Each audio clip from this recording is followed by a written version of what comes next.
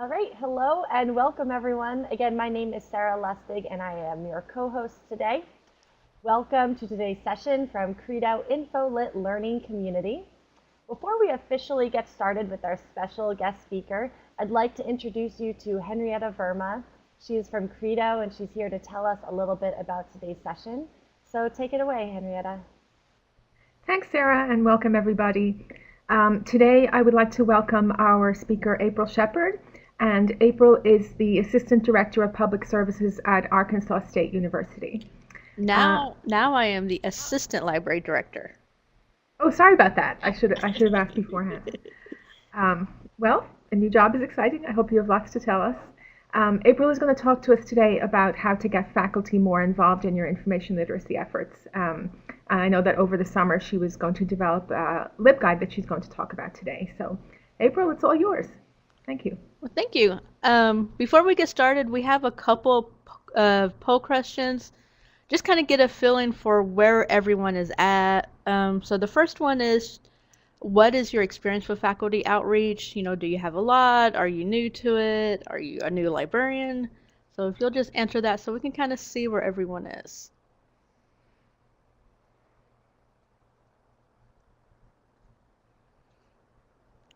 So looks like most of us have some experience, which is good.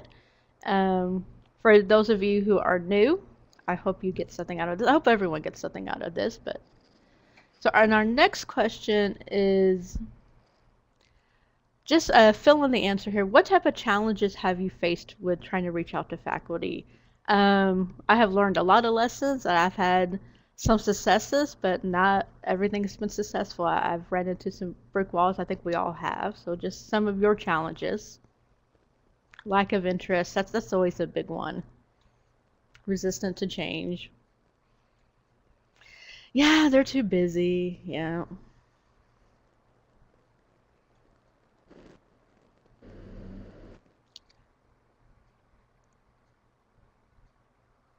So everything that I'm seeing is fortunately, unfortunately, I guess, the same type of issues that we've had in our library.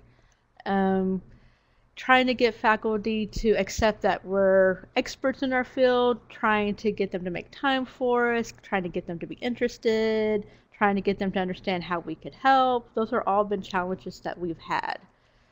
So I'm going to get started if you guys are ready. So in a perfect world, successful outreach to faculty. My name is April Shepard. I'm at the Dean B. Ellis Library in Arkansas State University. I do have a new title, but not really a new job. I'm the Assistant Library Director, but I still do a lot of public services. I still do a lot of work with faculty. I'm just a little expanded now. If you work in higher ed, you know those other duties that's assigned, and you just kind of keep taking on more things with less pay or no pay. So I just wanted to give you kind of a breakdown of where we were. So 2013, we were kind of at a crossroads, and it seems forever ago, but when I did the math, it was only 5 years. We have a class called, well, we'll get to that. We have a 4-credit information literacy class, and it did really well at the beginning, and as the years went by, less and less students were coming, and enrollment was really low. We have sessions that only had like 3 students in it, and then we were really thinking, is this worth our time and our effort? Why aren't the students coming? Why aren't the faculty having their students come? And we really sat down and thought, is doing 4-credit information literacy instruction really the best use of our time? The other problem we had was the library does that? You probably have heard that. And so we found out that there were things being done on our campus that we felt like were library things. We discovered that our faculty center was doing e-reserves, and we're like, no, libraries do reserves. And then we found out they were doing copyright. We're like, well, libraries need to be doing copyright too. And so we were feeling a little put off that all these people were doing things that we felt really belonged with us. But the one I think that hurt the most was the dinosaurs in the library. And there we are, looking all sad, being called dinosaurs. It was an unfortunate incident. I guess this one happened about 3 or 4 years ago, where we had a faculty member accidentally CC members of the library to complain about the dinosaurs in the library being resistant to change. And that hurt us for a few reasons. We don't want to be called dinosaurs, but we thought we were pretty cutting edge. And to see that this person got this completely different idea of what we thought about ourselves. So this told us a couple of things. First of all, we had an awareness problem. So we were doing all this stuff and no one knew about it. No one knew what we were doing. They didn't know the services we offered. And then we also had an image problem. So how do we fix it? And we had to sit down and have some really serious conversations with ourselves. And one of the things that we had to kind of just swallow our pride and realize was we did this to ourselves. There were several things that we did that kind of alienated us from the rest of campus and from the faculty. So at this time, the faculty, they didn't care, that lack of interest, they ignored us. And what was happening is we were going to these library conferences. We were going to ALA and ACRL. We were talking with other librarians, and they'd be like, can't believe Arkansas State University does all these things. And we would read about current trends and future trends. We'd be like, oh, we've been doing that for years. So we felt like we were really cutting edge, like we were right on top of it. But the faculty weren't seeing it. We were dinosaurs, and all they care about is their books, and books are important, but they became such a small part of what we were doing, and obviously something was getting missed. And one of the problems is we had a tendency to talk to faculty like they were librarians.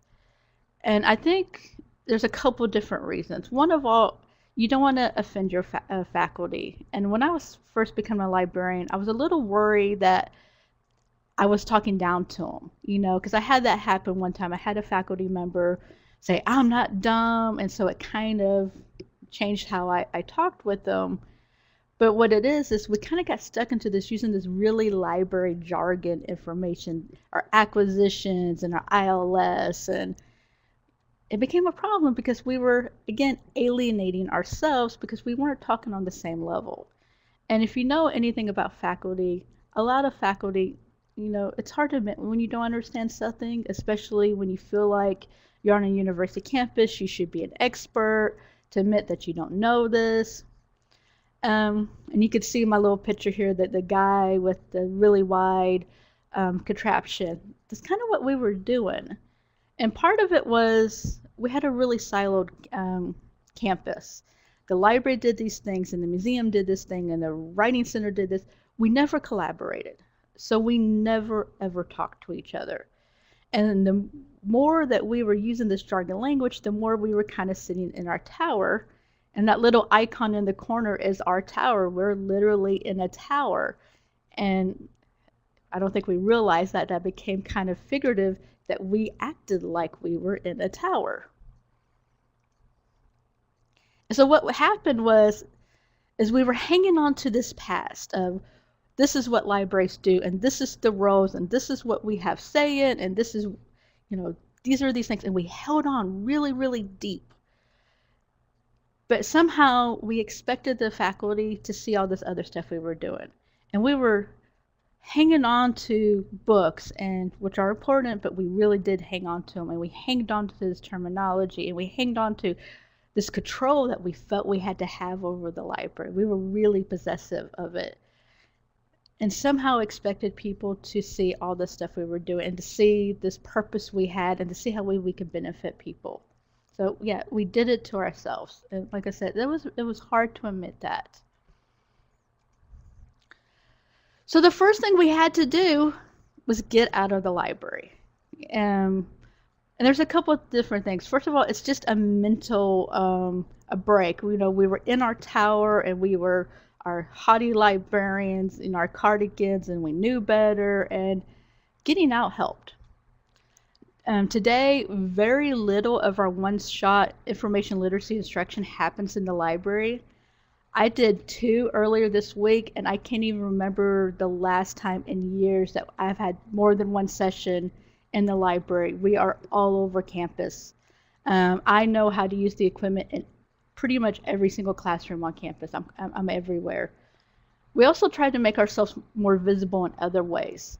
So we have lots of people on campus committees. Last year I was the secretary of Faculty Senate.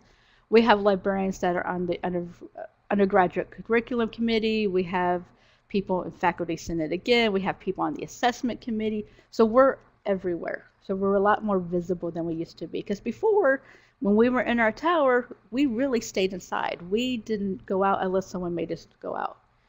And we're doing a lot of things that may not be traditionally academic. We're doing a lot of campus-wide events. We go to the new student orientations, the recruiting events, new employee events, new faculty events. We are everywhere.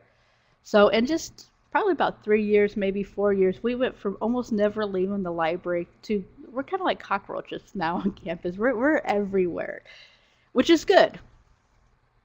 Because the more interaction we have outside the library, the more comfortable we were with changing our language. And the more we talked with people, and the more our language changed, the more open we became.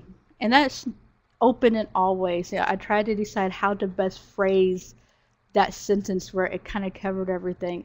And it is a language change, but it's also kind of, I guess, getting that chip off our shoulder. I mean, if we're honest, we really held on to our control, and we wanted to say what the library did and what we had access to, and we wanted to control people's interactions too, even with faculty. Yes, you're faculty, but we have this control. And as we got out more, and as we became more comfortable talking about the library in a way that was not so librarian focused, we kind of started letting go of that. And this helped reframe our approach to talking with others. So now we tend to talk with people as if they have no library experience. And we don't do it in a way that's insulting. I think before we did it, if we knew someone didn't understand, we'd be like, oh, well, that means that. Acquisitions is that, and ILS is. We just don't use those words at all. We just completely changed it. So now we don't have to explain it. We're using words that anyone can understand. No one has to ask. No one has to feel like they're stupid or they should know. So I have a picture here. There's Mallory at the desk. There's Max, the service dog. But you can see we have a big ask on the desk. And then we have one of our other sides says borrow, another side says return. Because reference doesn't mean anything. Circulation doesn't mean anything. So we really were thinking about how are we going to change our language. Other things we did is we started, we changed a lot of names. So reference, every one of us here knows what reference means. And maybe a while ago other people on campus did, but not really. If I'm honest with myself, I don't think even when I became a librarian that the word reference translated really well. But now it doesn't mean anything. So if I contacted a faculty member and I said, I'm April with the reference department, that doesn't tell them who I am and what I do. Our department now is research and educational support. So that's what we've renamed it. So now I can say, I'm April, I'm with the library, and I'm with research and educational support. So now that's telling the faculty members who I am, what I'm doing, where my expertise is, and they don't have to wonder. And they might say, I don't know April, but she's with research and educational support, so I bet you she knows what she's doing. And we've also very recently have started working on changing our job titles. And everything is towards, if you've never worked in a library, you've never been to the library, can you look at someone's job titles and know what they do? So our head of research and educational support, his job title is assessment and academic engagement. Can you imagine if you're a librarian and you get an email from a librarian who's the assessment and academic engagement librarian, and he's representing our research and educational support unit, that tells you a lot about what we do, and again, our expertise, and it gives us that little bit of oomph. with the faculty. And now they get it. And before, one of the polls were, they don't take us serious. Well, now we're serious. We're educational support and we're academic engagement. We're serious. We're here to talk with you. We also had to kind of look at our 4-credit instruction. So our 4-credit instruction, information literacy, we have a class. It's half a semester long. It's 1 credit hour. We do it every fall and spring. And before, it was called Introduction to Using Electronic Information Resources. And I have to read that every time. It's so long and it doesn't click in my head. It's this weird wordy thing. We created this class in early 2000s, I believe, late 90s, and electronic was the buzzword, and we wanted to have a buzzword in there, electronic, and the internet, was this really great thing, and electronic, but what does it mean? I've been here for so long, I still don't know what using electronic information resources mean. It doesn't convey anything. So now our class is called Introduction to Academic Research. Straight, simple, to the point, and even if you don't know what the class necessarily is, academic research, that's telling you what it is. So language change. And what's interesting is before, when we had the old name of the class, people would be like, well, what is that? Now when people ask about the questions, they go, oh, well, what do you cover? Again, it's really subtle, but that language choice, I'm not having to explain what the class is. Now I'm talking about the class. And when I talk about the class, that's my chance to promote what we do. So, hey, I have this class. This is what we do. These are the things we cover. And I can skip that whole trying to sell what the class even is, why it exists. So why is these words so important? Why is this language so important? In 2013, that's when we were really seriously thinking about just dropping 4-credit information literacy instruction completely. And we decided to go all out, and we're going to do one more hoorah, see what happens. And one of the things we did was in the spring of 2014, we did the name change. So fall 2014 was the very first semester that we had a new name. And that's the only thing we did. We didn't promote it. We didn't talk with faculty. We didn't do any outreach. All we did was change the name of the class. And so from fall 2013 to fall 2014, we had a 72% increase in our enrollment. And that's all we did. In the last 5 years, it's been a 303% increase in our enrollment. I just looked at the numbers this morning. We have more students in this class this semester than we've had any other class. So every year has been record-breaking for 5 years in a row. And we're doing a little bit more. Now we're talking with faculty and things like that. But that language shift, telling you what it is, making it welcoming, words are really important. We really learned this one. The other thing we've had to really kind of learn is the library is everyone's and not ours. So I told you, we were in this tower mentally and literally, and we really just kind of hung out, and we just didn't want to let anything go.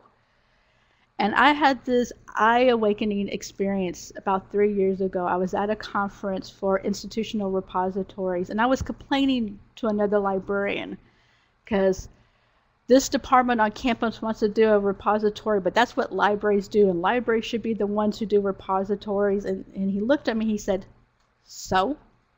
Why does it matter? And I got to thinking, yeah, it really doesn't. And then suddenly I kind of felt like a jerk for complaining about it in the first place. So letting go of that control. So we do, on our campus, we do have the Credo InfoLit module. So one thing that we have done is we've actually shared access to the module with faculty members. And that's a big thing for us, to let them have access to this, to get the embed codes out of it, to use it in their Blackboard classes. We have a private guide that's just for faculty where they have some of the codes so they can take it. But I've even, with the Writing Center, I have given them access through our password to get in there too. and to let go, that was really a tough mental break. But it's been really good. It's helped our relationships. It's we had this dire idea what would happen, and none of these things have happened. It's kind of like about 6 years ago, we put all of our DVDs on the shelves, and everyone was like, everyone's going to come and steal your DVDs. And I'm not aware of a single DVD that's been stolen since they've been out on the open shelves. Kind of the same thing. We were so afraid of everything being ruined if we gave someone else access, if we gave someone else say. And none of these things has happened. It's kind of like, if you trust people to step up, they usually do. And that's been our experience. But you have to be proactive. Even, being willing to share our guides, sharing our access to things, kind of giving these embed codes, that's not enough. You have to be really, really proactive, because if you build it, they won't come. I don't care what the movie tells you. The movie lies when it comes to faculty. They will not come. And part of that is you're going to have to leave the library. You can go and talk to the faculty. And you've all have probably emailed faculty until your ears turn blue and steam's coming out. They just don't answer. You'll have your occasional friend of the library faculty who's really responsive, but most faculty, they have other things to worry about. They get so many emails every day. There's emails from their students and professional groups, and then junk mail and spam. We get lost because we're not a high priority for a lot of faculty. Like, yeah, I'll get to that later, and they just never do. So we're just everywhere. We're in faculty senate, we go to departmental meetings, we go to new faculty meetings, we go to 101. At the start of every fall semester, most departments on campus do have a departmental meeting with all the faculty in one department. We have a lot of faculty or chairs who will let us come in, and we come in and we will say, hey, this is the library, this is what we do. And now they have a face with us. And that's one thing we've learned. If you could put a face on the library, they will come back and they will come and talk to you. And a lot of times you become that librarian. So I have my liaison areas. I go and talk to people in my college, and they know me, and I'm their librarian. And I have been stopped at Walmart. I have been stopped at Kroger. I become theirs. There's this ownership, but they got to see you. Email, they don't see you in email. They just see a name, they see words. Yep, coffee pot, yes. And when you talk with faculty, one thing we learned is you got to be supportive. And this was something else that was really hard for us, is because we don't feel like the library is a support unit. We feel that we are an academic unit completely equal with all the academic colleges. And I still feel that way, but kind of, again, getting that chip off our shoulder and say, that's true, but we are a support unit. Maybe we're not to the level of other ones, but we're important, and that's what we do. We support them. So when we talk to faculty, how can we support you? How can we support your students? This is how we can help your students be better. This is how we can help you find resources easier for your students. Because what we found is some faculty, they don't like being told what to do. And if they feel that they're being told what to do, they won't come to you. Or if you're implying that they're not doing their job good enough, we've had some faculty in the past, and they would say things like, well, I cover the library, you're saying I'm not doing it. And so we've learned to, when we do talk with faculty, that we kind of rephrase it as a support. And this is another thing that was pretty hard for us to accept. Not every endeavor is going to be successful. And that's really frustrating, because we spend a lot of time, and we do email, we send out updates, and we go to the meetings, and we go to this, and we're on the calendar for a faculty senate in October. We're doing all this stuff, and you still get the, oh, I didn't know the library did that. And you want to shake them and say, well, I was in your department 2 months ago, and I told you that. That's still going to happen. But you just kind of keep throwing it at them, and eventually something sticks. And when you're successful, we've done amazing things. The first one is there's a class on campus called Making Connections. All freshmen have to take that class, every freshman. So we have worked with the faculty in that department. We created a library assignment. It's an introduction to use the library. It's very basic. It's 3 to 5 questions. And we come in and we're the ones who actually teach the students how to do that. So it's a little short, 1 hour, 1 session class, but they're seeing the librarians. And what happens is the students come back and they're like, you came to my class, you talked about this, can you help me on this? And you kind of get them hooked. And then the faculty, they have us come back. We've also partnered with A-State Online Services. We call this AOS on campus. Our university is about 31% online, and that's a pretty big number. And another thing we had to realize we weren't doing really well was interacting with our online students. We did a survey last December, and it was really heartbreaking to see how many of the students didn't even realize they had access to the library.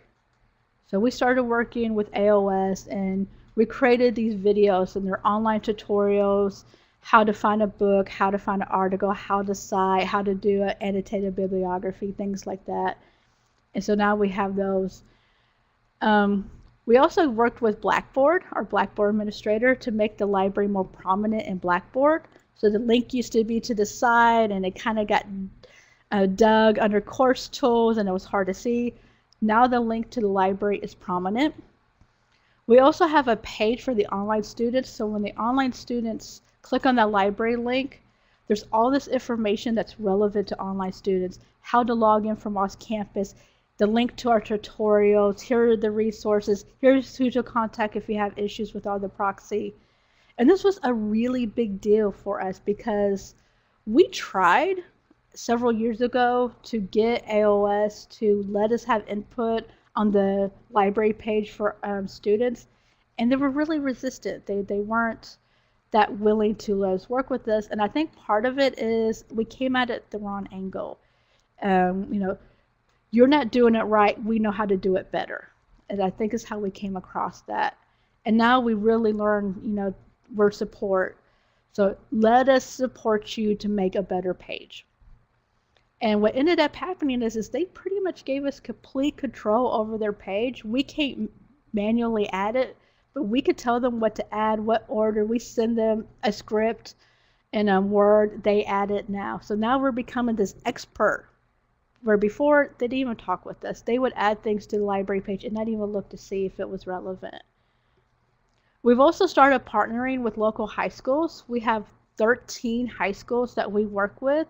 We do information literacy instruction with them. We have a Cradle project. We provide these schools with Cradle reference. They're getting ready to get the Cradle Insights. We also go into the classroom. So we have gone through some junior highs, mostly high schools, and we talk about different topics. And sometimes it's just how to use resources. Sometimes it's how to do citations, how to search Google. It just really depends. And what the teachers tell us is, I tell them the same thing, but they don't listen to me. But when the people from Arkansas State University, when the librarians come, the students listen. So we're getting really good feedback. We've also seen a lot of improvement with our information class, or our introduction to academic research. So in 2013, we were really having some serious conversations about dropping it. Now, 2018, we don't have the staff to meet demands. Our fall semester classes are 98% full already, and our second semester classes that started in October are 100% full. We don't have any rooms which is unfortunate, because if we were fully staffed, we would have even more students, but we can't keep up with demand. So that just kind of shows you how working with the faculty, changing the language, getting out there, from a class that we were getting ready to cancel to we just can't even keep up with it. We've even reorganized some positions in the library to free up librarians' time so they can teach additional sessions of this class, and we still are not keeping up with how full these classes are getting. We're also kind of thinking outside the box a little bit. So we have our introduction to academic research. And then one of our librarians, our STEM librarian, she had a conversation with someone in biology, and they said, wow, it would be really great if you had a biology version of that class. And we said, you know what? Let's do it. Let's have a biology version. So we went through the UCC, our undergraduate curriculum committee. We created this class. It's the same class, but it's focused on science terms, how to create good science searches, how to look up studies, how to use the biology databases. So this semester, we have 78 biology students that are in that class. And there is some conversations in the biology department about making this a required course for all majors. And I hope they go that way because I think it's a good course. We also have put our class online now. That was a really big hurdle for us. How do we translate our online class or our in-person class to online? How do we teach it? But we realized we weren't doing that good job, again, with the online students. So now they have this class, and now they can take it, and we can give them that skills that they need.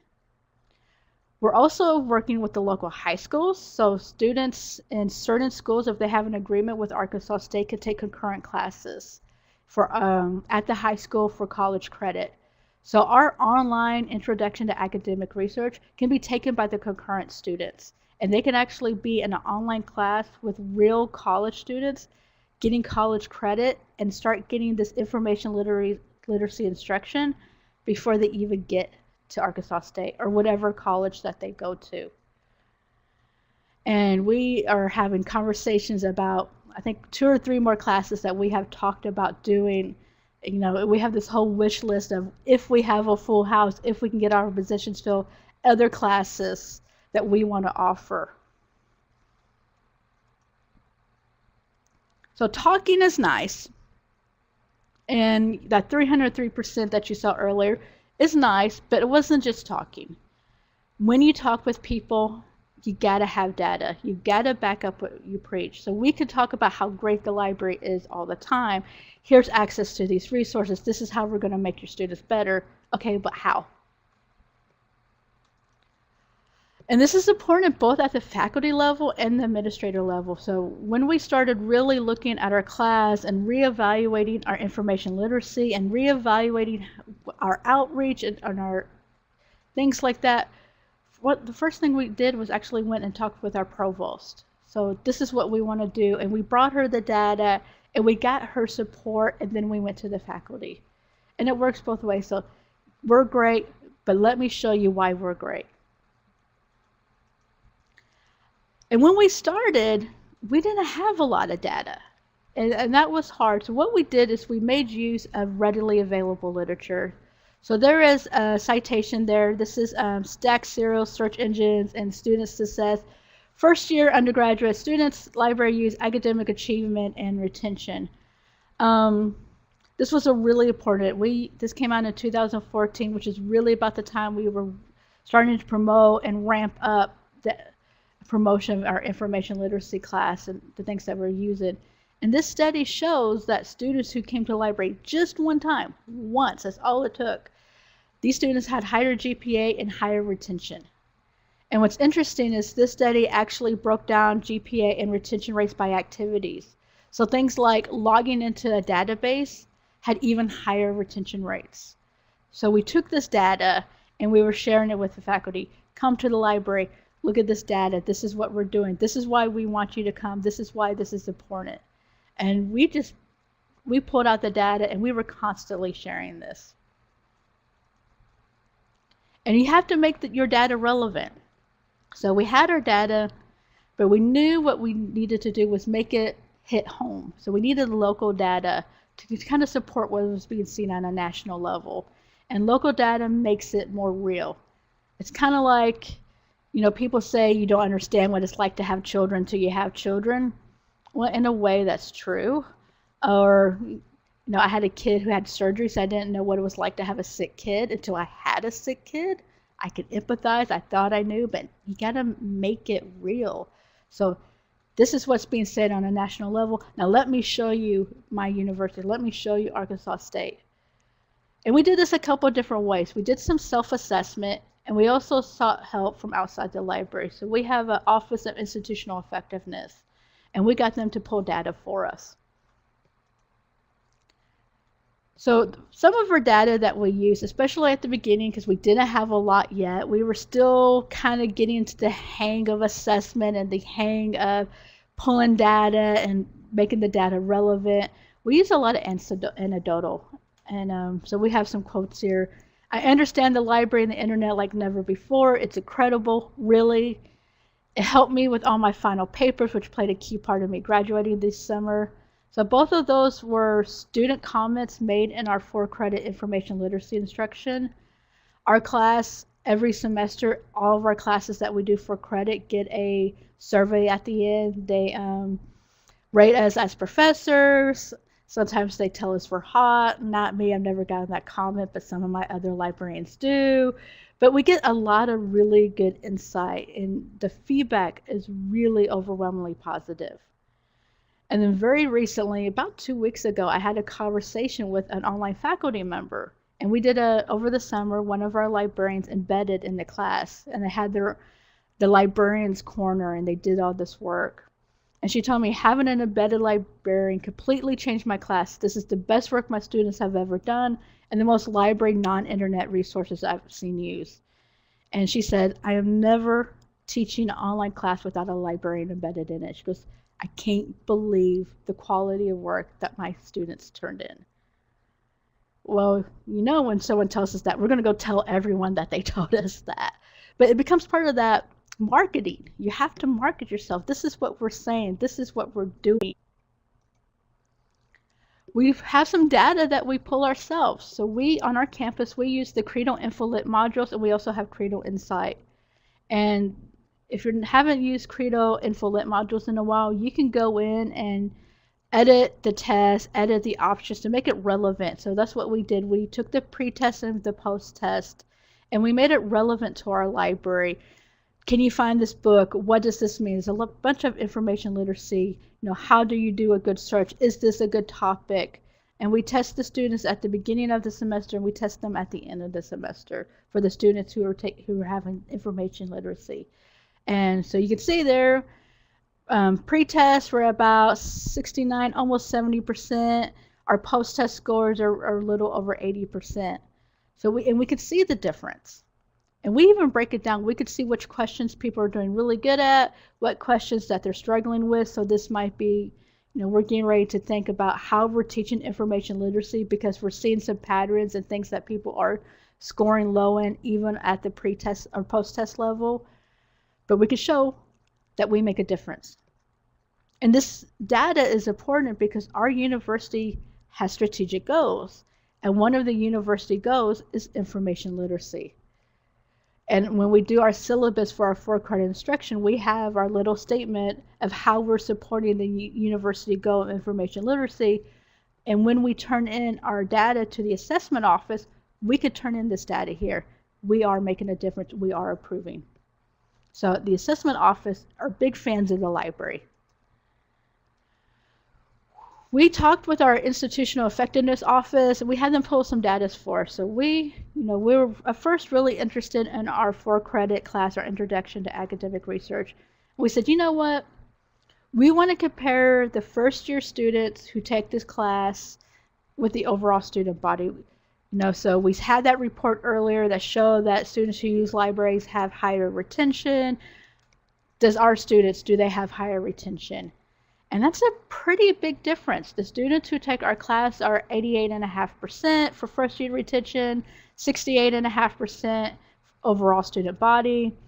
Second year retention is 76%, compared to 55%. And then even the 6th-year graduation rate. So the students who in the first year are getting information literacy instruction from the library are having higher graduation rates. And that was part of the data set at the beginning when we were trying to build up our information literacy class and building up even our one-shot instructions. I had this printed off, and I would go and talk with them. I'd be like, see, look, and it helps that it comes from outside the library. People might think that we're a little biased, that we're fudging the numbers. We didn't put these numbers together. This comes from outside the library. And a pretty respected office, institutional effectiveness. So nope, institutional effectiveness shows that all these things we've been telling you we're amazing at, we really are making a difference. And very recently, we have started measuring the students in the schools that we're doing the outreach to. So we have those 13 schools that we're doing outreach into. We wanted to see, is it making a difference? And part of the reason why we started doing outreach to the local high schools is because we were seeing the difference that information literacy instruction was having on the college level. And we could see the difference that it was happening at the freshman level. There were a lot of seniors who take our class who come in for an instruction section, even a one-shot, and they would say, I wish I had this earlier. I wish I would have known these things earlier. And we were constantly hearing that too. So we wanted to see, will it make an even bigger difference if we get them younger? So to, 9th grade, 10th grade. So we looked at overall, and so we put some numbers. These are very fresh. These are preliminary numbers from a couple of weeks ago. So the students from our participating schools have higher admission rates. They also have higher registration rates, and I didn't put that one on here. And this is a pretty significant difference. So the numbers of students who applied for ASU, get accepted into ASU, but actually come here, it's like a 20% difference in registration rates. Retention, students who are part of these schools, they're having higher first-year retention.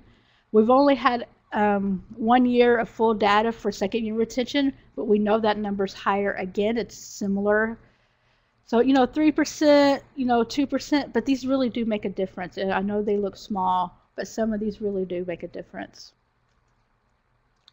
We also know that we have lower remediation rates and significantly lower. I mean, there's a big difference in the number of remediation required, the overall student body from the students who are coming from the school. We have not used this data to kind of control for outside factors yet, so we can't say for certain it's necessarily the library or Arkansas State or our information literacy instruction, but we do feel like we're making a little bit of a difference.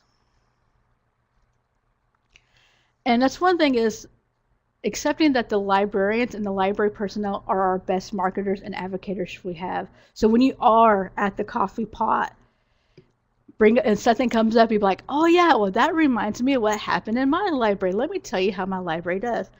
I'm sure there are times people are tired of listening to me talk about information literacy and the success we have and our outreach and our data, but you constantly talk about it. So I'm going to an event tonight.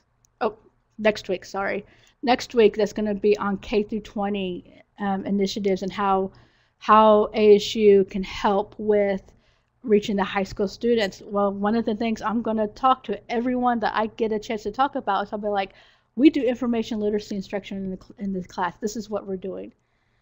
And so sometimes a little browbeat, but you constantly bring it up when it's relevant. And so what happens is I'll get this email from this faculty member, and it sticks in their head like a little earworm, and they'll be like, well, April, we were at a dinner, or we were at an event, or we were at Kroger, and you mentioned something about this. Can you tell me more information? So you have to advocate. You have to promote it. I speak with a lot of passion, I think. I think my librarians, we speak with a lot of passion. So thank you. That's my spiel. I do see I have questions coming in. Let's see. The legacy librarians determining tenure. We had some of that. It's hard to break. It just kind of became that it's expected. We changed how we worked. We changed our classes. In a weird roundabout way, we did lose some space in the library, and we got down to one classroom So sometimes they had no choice but to get out of the library and go teach in other buildings because the classroom was being used. If you can get them doing it, it slowly dawns because then they'll be like, oh, well, okay, I get it. And sometimes it takes a while. I had some librarians that really kind of clung in and hung on, but they got it eventually, and some that were really more gung-ho. Everyone's different, and trying to work with everyone in a way that they're comfortable with while encouraging them to kind of get outside of their comfort zone. One thing I hear in our library is I didn't go to library school to be an extrovert. I'm an introvert. Well, believe it or not, I'm an extreme introvert. You gotta get out there and you gotta do it. I don't know if there's an easy answer to that one about being proud of their dinosaur status. If you can just get them doing something, one thing I found is assigning people their areas. So this is your task, and work with them. This is your group, work with this group. So we have someone who has a pretty good repertoire with the international students. So it became, okay, the international students are now your group, take care of them. And that little bit of ownership helps too.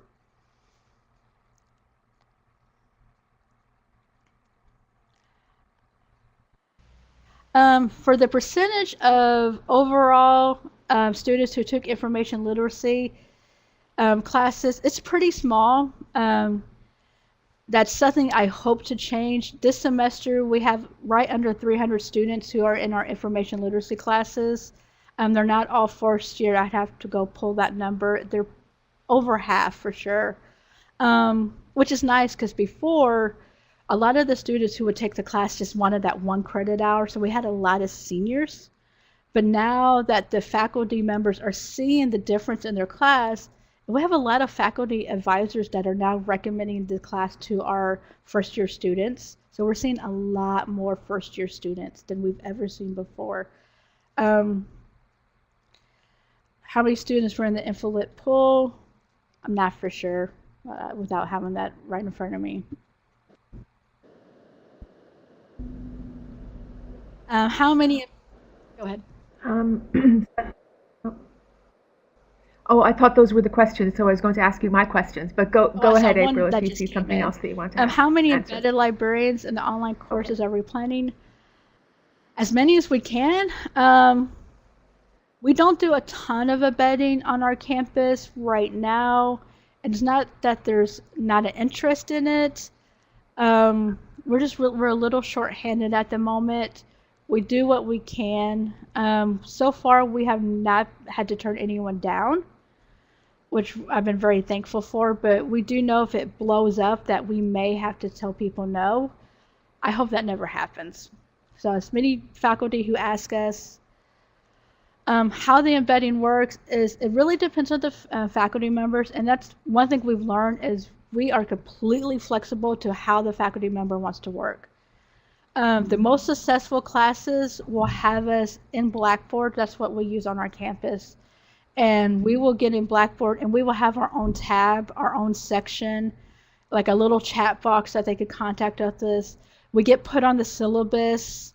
Sometimes we Skype in. We'll do like an online meeting if that's what the faculty members want. We could come in. I have one Monday. I'm Skyping in to a comp class. So we're going to do that and see what they need and show them that. It really just kind of depends. For certain hours of the week, we have learned that when we're embedding, that it's pretty nice to check in every other night, occasionally on night, just because a lot of our students who take online classes are non-traditional and they are more active at night. And we make adjustments to our daily schedules. If we know there's a big writing assignment in an online embedded class, we might plan on spending an hour on the weekend just checking in, and we make adjustments to our schedules that way. You're welcome.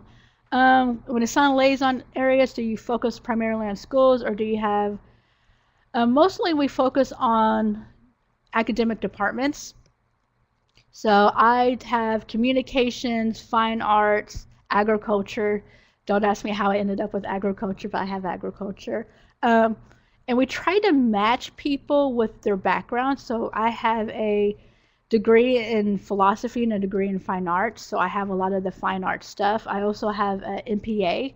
So I do a lot of classes, even though I'm not the liaison for political science, I do a lot with political science. And I've worked with communications for quite a while now. We do work with the Writing Center and other support areas. We don't have a particular liaison to those. I only have 4 instruction librarians, including myself. So we're really down right now, so we just share the load as much as we can. But we do a lot with the Writing Center, the Faculty Center. I'm working on some open access or open education resources. We're going to be doing this on a monthly basis for faculty. And so I'm just setting that up today, actually. So we'll do it. There's some areas that I'm stronger in, some areas that another library is stronger in. So we try to make sure that whatever our strength is, that we're assigning those with our strengths. Henrietta, do you have questions?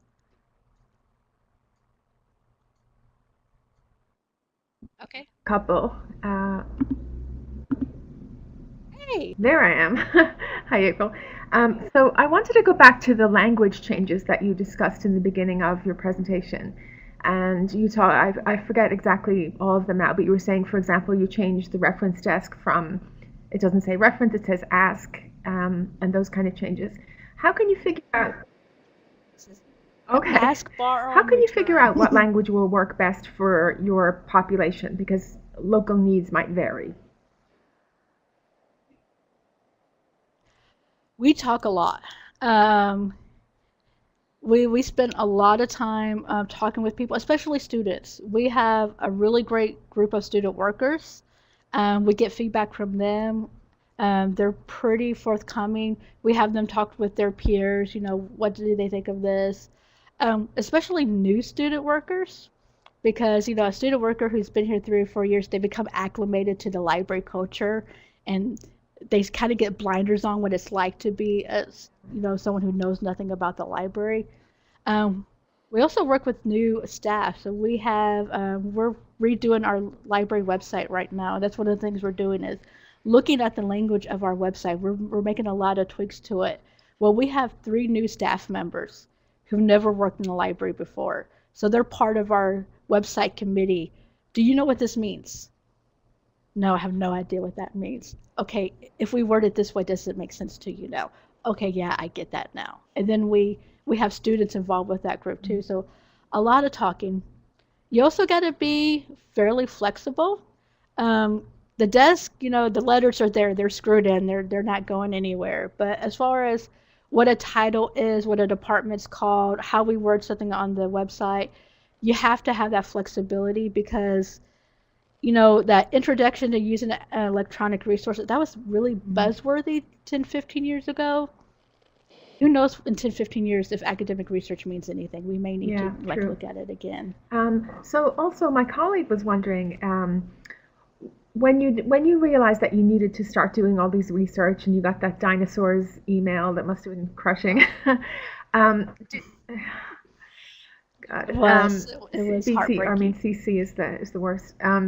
So what did you plan all the outreach, or did you just decide we need to get out there and just jumped into it? We had a lot of discussions. We have a library council group. It's the unit leaders and myself and our director, so we talk about it. And we had a lot of conversations, and we weren't really for sure where to go. You would think this would be pretty self-explanatory, but we didn't know what to do. So it was kind of finding our way in the dark. It kind of filling out what works. So we had a few missteps here and there, but mostly we ended up in the right trajectory. And it was a slow process because, are we doing this right? And then we would get the feedback, oh, okay, the faculty did like it when we came to their office. Because at first we thought we might have been stepping on their toes and intruding. And obviously we just don't barge the door open and strut on in. but they want us to come, and that was surprising. And when we said, hey, we could come to your classroom, we thought that they would be really, possessive of their space, and they're like, no, come in, and they give us full access over their whole classroom. So it's just kind of baby steps for us, and we realize all these things will work, and it just compounds, and we're constantly reevaluating. We do faculty surveys, we do a user survey, a lot of talking, we give people a chance to say feedback. And you talked a little bit about how email doesn't really work very well, and you need to actually get out there and meet people. But how do you do that with online faculty? How do you get them involved? Yeah, that one's tougher. What we've learned is different emails helps. So we'll have one email that we might send out that might be a little longer, but then we do short emails, so people don't read emails over like 2 paragraphs. It's been our experience. So if you could put in your introduction in a paragraph and just leave it.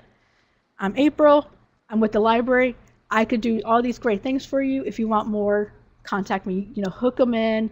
Before we would email them and it'd be like 3 or 4 paragraphs long. We offer this and we offer this class and I can embed in your class, and you can, and this is what embedding means, and this is what information literacy means. And it was way too, because we were really proud of it. And so we wanted to make sure they knew.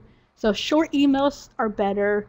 We've also learned the importance of keeping your subject lines informative and short. So watching the language that you use on your subject lines. And we've also worked with online, our AOS, and sometimes they'll send out emails for us if there's something really important. Like we have 24-hour chat that's fairly new. So we said, okay, we think this is really important for online faculty, but we don't know if they're going to read our email. Will you send it for us? And they did. They sent out a little blurb for us because we thought that was really important. And we know we're missing people, and that's one of the frustrations is you want to reach everyone and you can't. Well, we're almost out of time, but I just wanted to ask the audience if you have any more questions for April. We have her for a couple more minutes. I agree with Doug. He says going to the classroom works better. I actually agree too. And we were really, not me, but I had a couple of librarians who were really, really hesitant to go into another classroom. And I think we had this misunderstanding that if the students didn't physically come to the classroom, they wouldn't use us. They would never come in and use us for research. Well, we had to learn that that's not true. And what happens is if you go into the classroom, you become that student's librarian. So I have students who have been my student for 4 years now because I was in their class their freshman year, and they cling on to you.